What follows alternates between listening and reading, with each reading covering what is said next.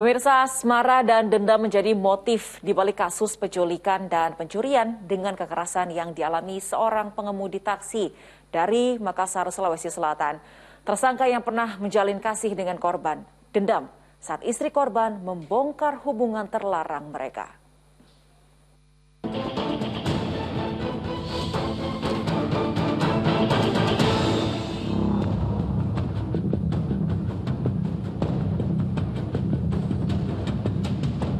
Didampingi keluarganya, pria yang berprofesi sebagai pengemudi taksi daring ini melaporkan peristiwa pencurian dengan kekerasan dan penculikan yang dialaminya. Peristiwa berawal ketika korban tengah makan siang di warung. Tiba-tiba didatangi 3 pria yang mengaku sebagai penagih utang atau debt collector. Karena diancam menggunakan senjata tajam, korban tak mampu mengelak, terpaksa mengikuti perintah pelaku. Mereka meninggalkan warung menggunakan mobil korban. Selama 10 hari korban diculik hingga pada akhirnya ia diturunkan di tepi jalan Provinsi Gorontalo dalam kondisi tanpa busana. Para pelaku pun kabur dengan membawa mobil korban. Unit Jatan-Ras Polrestabes Makassar bergerak cepat dan menangkap 3 pria terduga pelaku. Ketiganya ditangkap di lokasi berbeda di kota Makassar.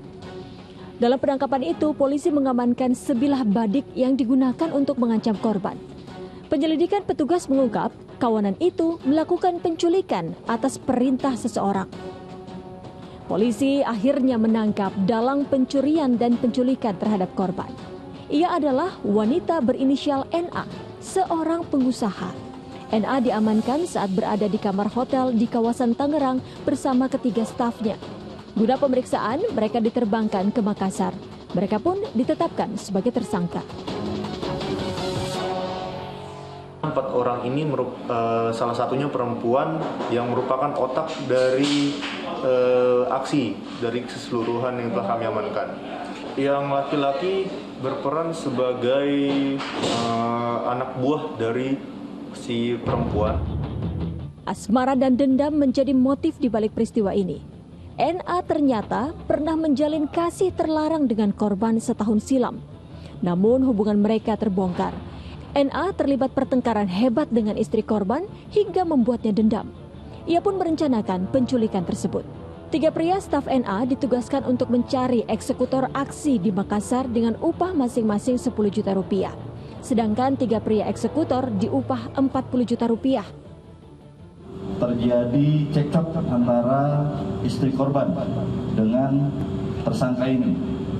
Kemudian tersangka merasa sakit hati dan tersangka ini meminta dan merekrut beberapa orang temannya di Jakarta dan di Makassar.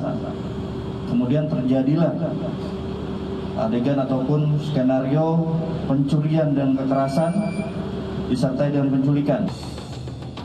Kini tersangka NA dan 6 pria suruhannya yang telah diamankan polisi dikenakan pasal berlapis tentang penculikan dan pencurian dengan kekerasan.